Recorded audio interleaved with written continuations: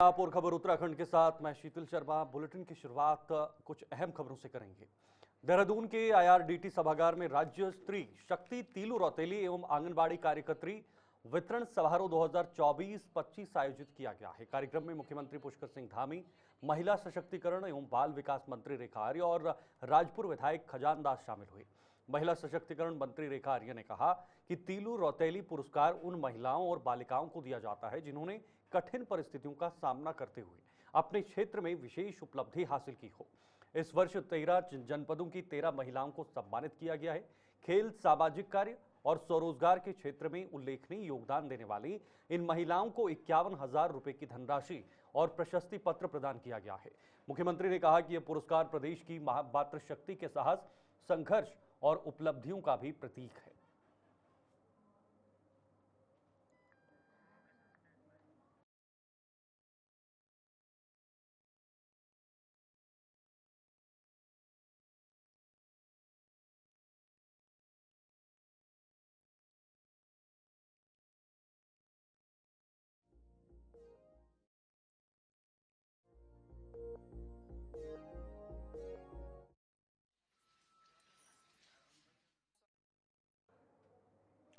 वहीं केंद्रीय वित्त मंत्री निर्मला सीतारमण ने बुधवार को जीएसटी की दरों को लेकर बड़ा ऐलान किया, जिसके चलते अब जीएसटी में सिर्फ 3 स्लैब ही रखे गए हैं।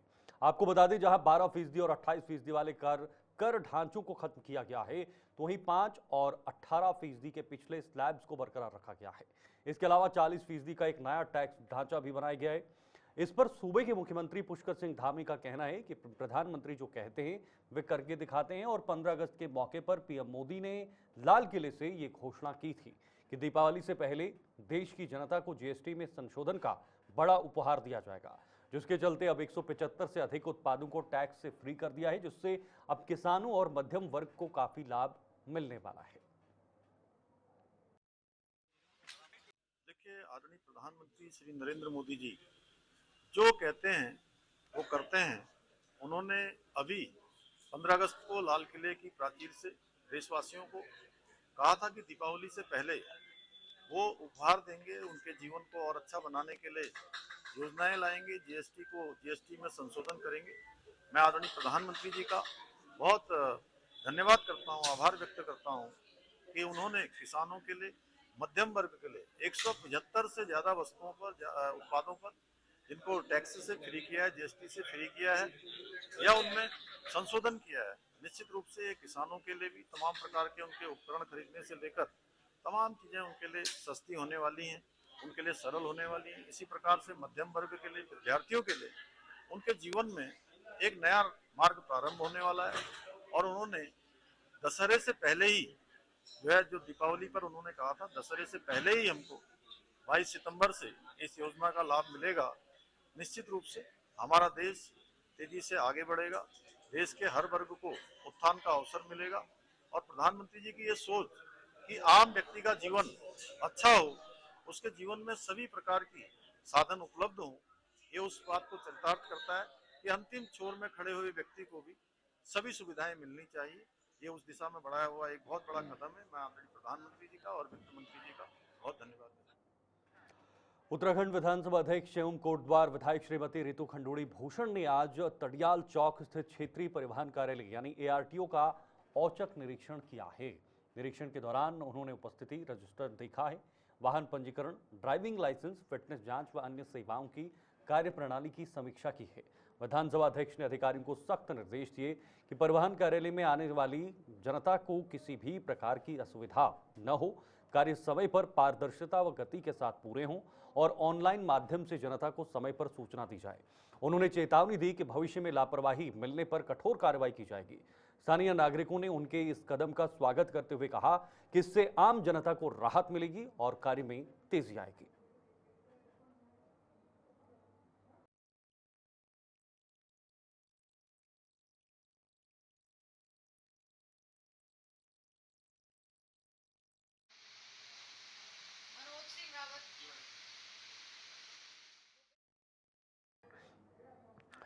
आगे बढ़ते हैं। आसमानी आफत से उत्तरकाशी जिले का आम जनजीवन अस्त व्यस्त है और पिछले 72 घंटे से हो रही बारिश के कारण उत्तरकाशी का आम जनजीवन पूरी तरह से अस्त व्यस्त हो चुका है।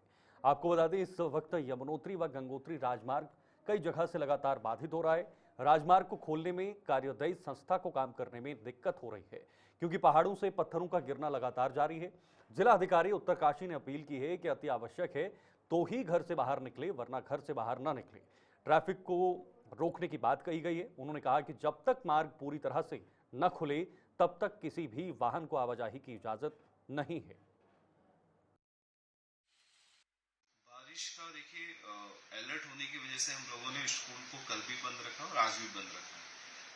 ये अलग बात है कि बारिश उस तरह से बहुत ज़्यादा हैवी नहीं है, बट कंटिन्यूस है, मॉडरेट है पर लगातार है।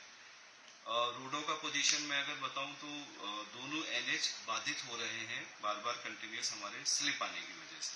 मशीनें हैं उसको खोल भी रही हैं, लेकिन वो इतना ज़्यादा ओवर सेचुरेशन हो गया है पहाड़ों में और मिट्टी में कि वो कंटिन्यूसली उसको फ्लो हो रहा है। तो इसको देखते हुए हमने एक तो ट्रैफिक मूवमेंट आज के लिए बंद कराया, डाउनवर्ड्स और अपवर्ड दोनों मूवमेंट बंद कराए, इमरजेंसी सर्विसेज को छोड़ते हुए। उसके अलावा स्कूलों को बंद इसी उद्देश्य से कराए क्योंकि बच्चे कई जगह रास्ते में जाते हैं, गाड़ियां हैं, तो कहीं डिस्टर्बेंस पैदा ना हो।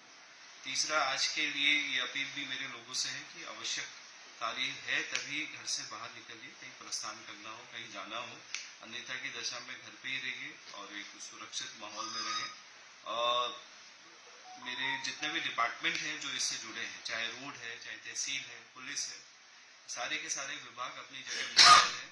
उनको पता है जिम्मेदारी इस जगह पे उपस्थित रहना है और आप आम जन जब भी उनसे कांटेक्ट कर रहे हैं तो वो उनसे संपर्क करते हुए जो भी नुकसान है उसका जायजा आज या कल, ये 2 दिन के अंदर हम लोग जायजा लेते हुए जो भी मदद देनी है, चाहे वो हमारे एसडीएमएफ की मदद हो या एसडीआरएफ के नॉर्म्स की मदद हो या राशन हो, अन्यथा की जो भी मदद प्रशासन देता है वो सारी मदद। इधर पौड़ी जनपद के दूरस्थ विकासखंड थलीसैंण और कलजी खाल में के मनी सरयू क्षेत्र के कुलियाण गांव में अज्ञात जानवर का आतंक लगातार बढ़ता जा रहा है और अब तक 18 से ज्यादा मवेशी मारे जा चुके हैं। हाल ही में एक जर्सी गाय को गंभीर रूप से घायल कर दिया है। ग्रामीणों में भय और आक्रोश दोनों है। पूर्व कांग्रेस प्रदेश अध्यक्ष गणेश गोंदियाल ने सरकार और प्रशासन पर नाराजगी जताते हुए युद्ध स्तर पर कार्रवाई की मांग की है। वन विभाग ने घटनास्थल पर निरीक्षण कर पिंजरा लगा दिया है और क्षेत्र में गश्त तेज करने के भी निर्देश दिए हैं। विभाग का कहना है कि निशान भालू से मिलते हैं। ग्रामीणों ने चेतावनी दी है कि ठोस कदम न उठे तो वे आंदोलन करेंगे और सरकारी योजनाओं का बहिष्कार करेंगे। अफसोस की बात है, मैं कल पूरे दिन उन गांव के दौरे पर था और बहुत भयानक स्थिति है। करीब 12-14 दिन में 16 जानवरों की हत्या और आज रात और कल की भी और कुछ घटनाएं हुई कि सोशल मीडिया के माध्यम से फोटो दिख रही है कि किस तरह से जानवरों को, मतलब वो भालू है या क्या है वो जानवर पता नहीं, हत्या कर रहा है। मैंने सरकार से ये कहा कि भाई सरकार इसके लिए कारगर कदम उठाए। कारगर कदम क्या होते हैं? सरकार को कम से कम उन प्रभावित गांव में 100-150 जो फोर्स हैं वन विभाग के आरक्षी, उनको भेजना चाहिए। उस भालू को तत्काल मारने के आदेश होने चाहिए, लेकिन अब तक ऐसे आदेश नहीं हुए, न वहाँ सफिशिएंट फोर्स गई। गांव वाले सहयोग करने को तैयार हैं। गांव वाले कह रहे हैं कि आप परमिशन दे दो हमें, हम ही कर देंगे, लेकिन परमिशन दे दो। तो गांव वालों को भी परमिशन नहीं दे रहे हैं। तो सरकार को कुछ पड़ी नहीं है, इसलिए लोग बहुत भयभीत हैं, आतंकित हैं और आक्रोशित भी हैं। लोगों का आक्रोश शांत करने के लिए सरकार को तत्काल उस भालू को मारने के आदेश जारी करने चाहिए। हमारा पेठानी वाला क्षेत्र था, उसमें कुछ शिकायतें भी मिली थी और उसमें पिंजरे भी लाके लगा दिए गए हैं। वन विभाग के द्वारा भी लगातार गश्त किया जा रहा है और फिलहाल अभी पिंजरे में वो भालू है या जो भी है वो कैद नहीं हो पाया है, लेकिन तब भी वन विभाग की टीम लगातार वहाँ पे दौरे कर रही है और वहाँ पे गश्त कर रही है और शीघ्र ही इसका समाधान होने की। उत्तर प्रदेश में बर्ड फ्लू के मामले सामने आने के बाद उत्तराखंड का विश्व प्रसिद्ध कॉर्बेट टाइगर रिजर्व भी सतर्क मोड पर आ गया है और रिजर्व प्रशासन ने पक्षियों और वन्य जीवों की सुरक्षा के लिए विशेष अलर्ट जारी करते हुए सभी रेंज अधिकारियों को सख्त हिदायतें दी हैं। कॉर्बेट निर्देशक डॉक्टर साकेत बडोला के अनुसार यदि किसी भी क्षेत्र में मृत पक्षी दिखाई देता है तो उसकी तुरंत सूचना देकर शव का परीक्षण कराया जाएगा ताकि संक्रमण फैलने से रोका जा सके। ढेला रेस्क्यू सेंटर में बाघ और तेंदुए की खुराक से चिकन पूरी तरह हटा दिया गया है और भोजन की जांच पड़ताल के बाद ही दिया जा रहा है। गश्त बढ़ा दी गई है और कर्मचारियों को सुरक्षा किट उपलब्ध कराई गई है। विशेषज्ञ मानते हैं कि ये कदम पूरे वन्य जीव तंत्र को संक्रमण से बचाने में मददगार होंगे। बर्ड फ्लू का एक खतरा जो है वो लगातार मंडरा रहा है। उसमें पहले यूपी में कुछ इलाकों में जो हमारे उत्तराखंड से लगे हुए इलाके हैं वहां पर बर्ड फ्लू का सबसे पहले प्रकरण देखे गए थे। हमारे यहाँ तत्काल उस पर कार्रवाई की गई। हमने जो हमारा स्टाफ था उनको अलर्ट किया, फील्ड फॉर्मुलेशन को सबको बता दिया गया था कि यदि वन क्षेत्र में कहीं पर भी किसी जंगली जो पक्षी हैं उनकी मृत्यु की कोई घटना आती है तो उसको तत्काल हमारे नोटिस पे लाया जाए। हमारे यहाँ जो कार्यरत वरिष्ठ पशु चिकित्सा अधिकारी हैं उसको उसका नोडल बनाया गया है। साथ ही हमारा जो ढेला रेस्क्यू सेंटर है वहां पर भी हमने जो टॉप मोस्ट प्रोटोकॉल है उसको हमने शुरू कर दिया है, जिसके अंतर्गत वहां पर जो ये बर्ड जो है पोल्ट्री जो फीड है उसको बंद कर दिया गया है। कोई चिकन वहां पर नहीं लेकर आया जाएगा। जो भी वहां पर सामग्री आ रही है उसका अच्छे से पहले परीक्षण होगा, उसके बाद ही उसको जानवरों को खिलाया जाएगा।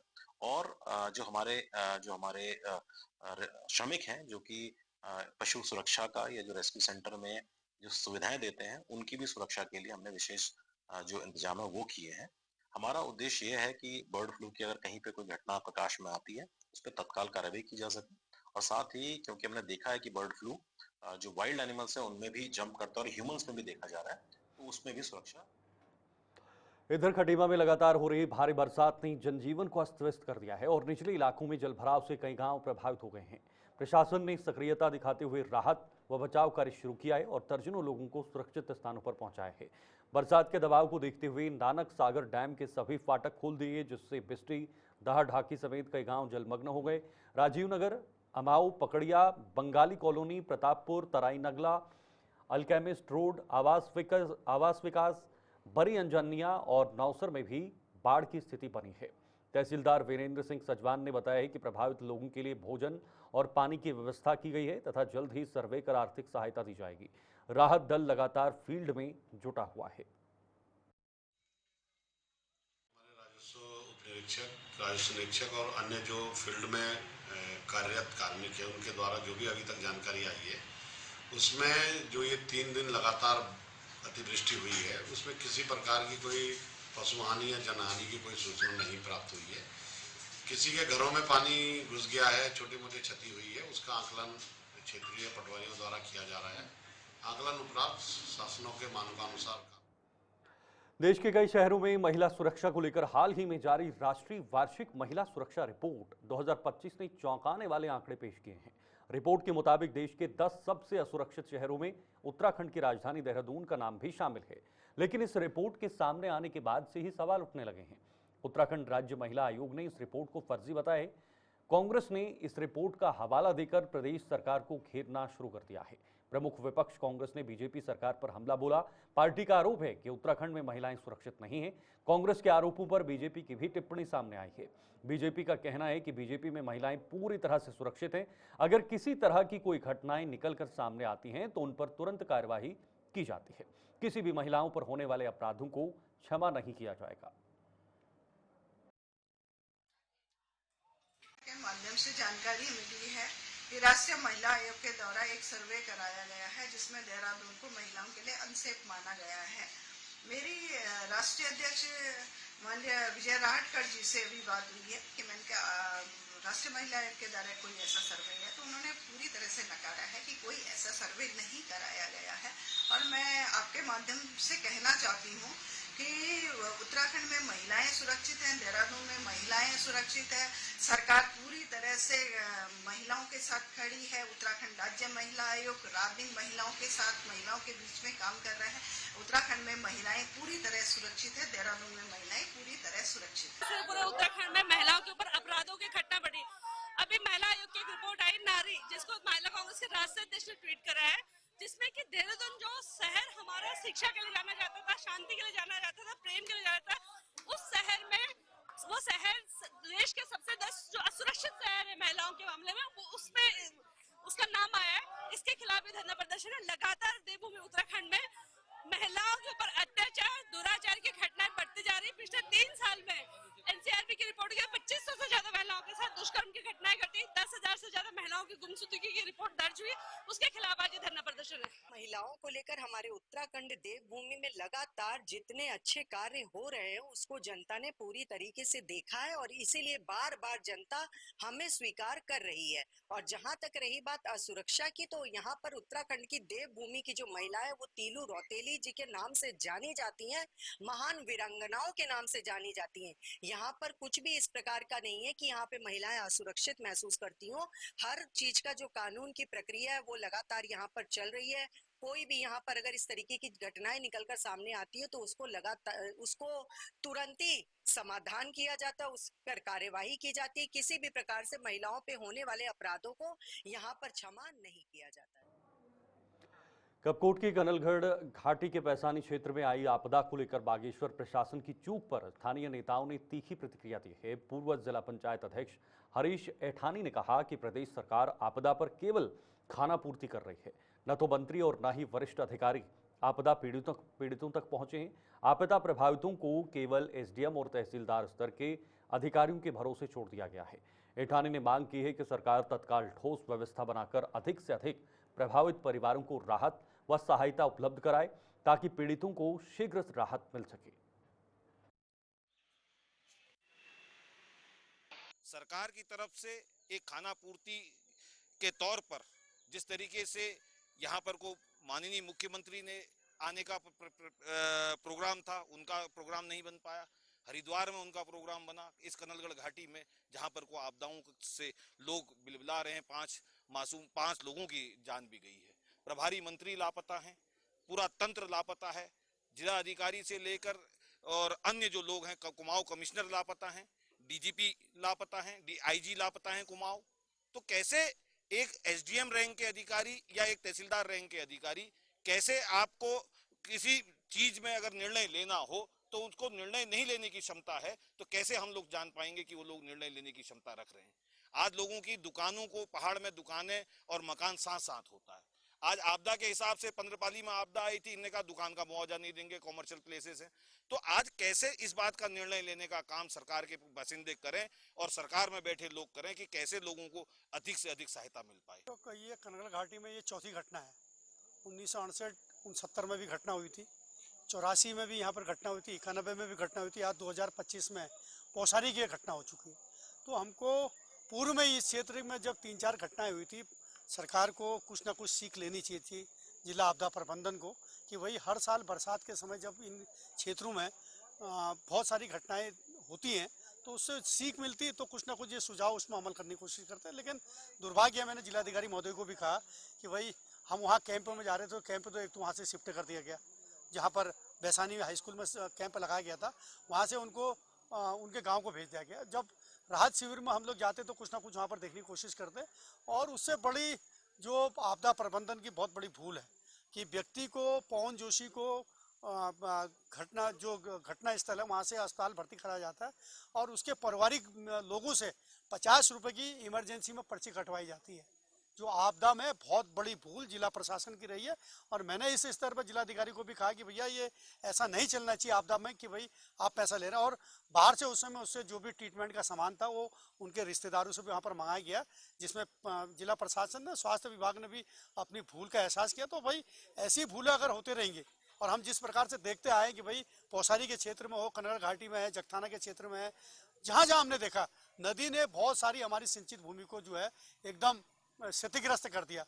लेकिन हम सरकार से अनुरोध करते हैं कि जो पीड़ित है उनको तुरंत राहत सामग्री दिया जाए, भले हड़बाड़ में हो, यहाँ हो और अन्य जगह हो।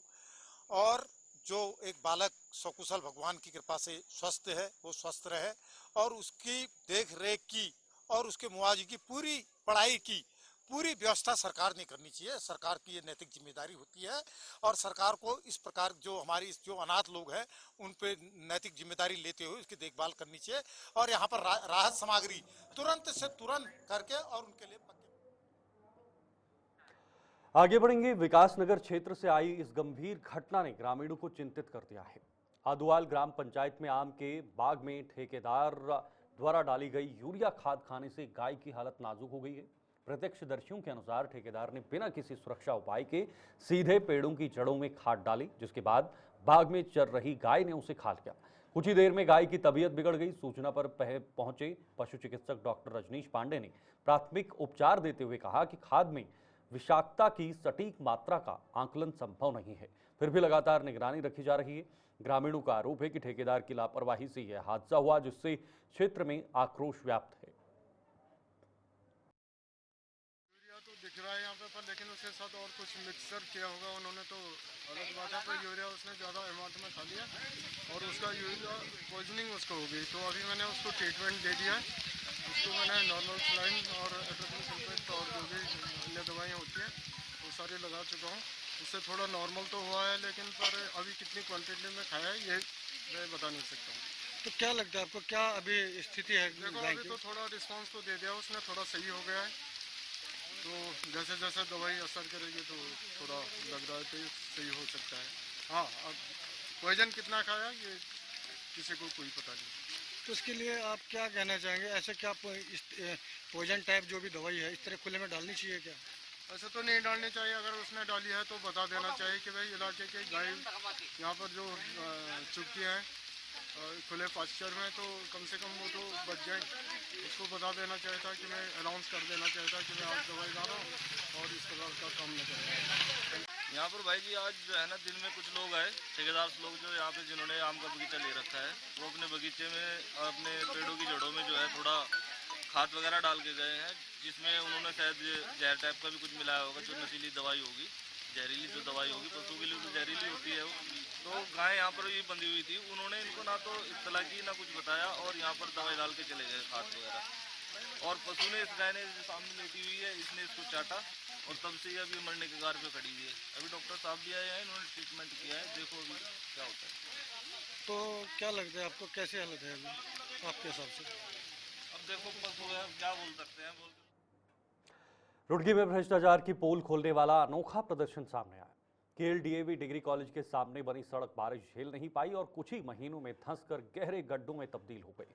समाजसेवी दीपक लाखवान और उनके साथियों ने इस गड्ढे को भ्रष्टाचार का रेस्टोरेंट करा दिया है और यहीं बैठकर चाय समोसे खाते हुए नेताओं व ठेकेदारों पर तंज कसा। उनका आरोप है कि करोड़ों की लागत से बनी सड़क या जल्दी खराब होना मिलीभगत और कमीशन खोरी का साफ सबूत है। लाखवान ने चेतावनी दी है कि दोषियों पर सख्त कार्रवाई न हुई तो यह आंदोलन और बड़ा हो जाएगा। देखिएगा, सुबह ही हम लोग घूमते हैं तो सुबह ही अचानक देखा है, सुबह 3-4 बजे सड़क बैठ गई थी और इतना बड़ा गड्ढा, स्पेस टेक्नोलॉजी से बनी सड़क में हो गया कि ये स्पेस रेस्टोरेंट बन गया। और इस स्पेस रेस्टोरेंट का आज हम लोग आनंद ले रहे हैं, लुत्फ ले रहे हैं कि यही चाय समोसे और जो है ब्रेड पकोड़े लोगों के चल रहे हैं। लोग आ रहे हैं, लोग खुश हो रहे हैं कि सरकार ने कुछ दिया नहीं दिया, लेकिन एक स्पेस रेस्टोरेंट दे दिया। और जिन्होंने ये प्रोजेक्ट लाए थे, जो भी नेतागण प्रोजेक्ट लाए थे, जिन्होंने एनओसी दी थी सड़क पे ये बनाने की, उन लोगों ने आज ऊंचे ऊंचे टावर खड़े कर दिए। जनता के लिए तो कुछ बचा नहीं, तो जनता के लिए उन्होंने ये स्पेस रेस्टोरेंट दिया है। और इस स्पेस रेस्टोरेंट की खूबी है कि अगर इसे पानी से भर देते तो स्विमिंग पूल का काम करेगा। और वैसे ये इतना मजबूत स्पेस रेस्टोरेंट तैयार हुआ है कि अगर कोई दुश्मन मुल्क यहाँ पर हमला भी कर दे तो नीचे आप देखेंगे दूर तक इसके अंदर बंकर टाइप का बना हुआ है। आप आराम से यहाँ लेट सकते हैं, बैठ सकते हैं, बैठ डाल सकते हैं, कोई दिक्कत की बात नहीं है। ये हमारी सरकार है, हम भाजपा सरकार को इसलिए बार बार जिंदाबाद बोलते हैं कि जब तक ऐसी सरकारें रहेंगी तब तक ऐसे गड्ढे, ऐसा विकास ऐसे ही होता रहेगा। ये जनता को देखना है आने वाले समय में कि उन्होंने इन भ्रष्टाचारी सरकारों को लाना है।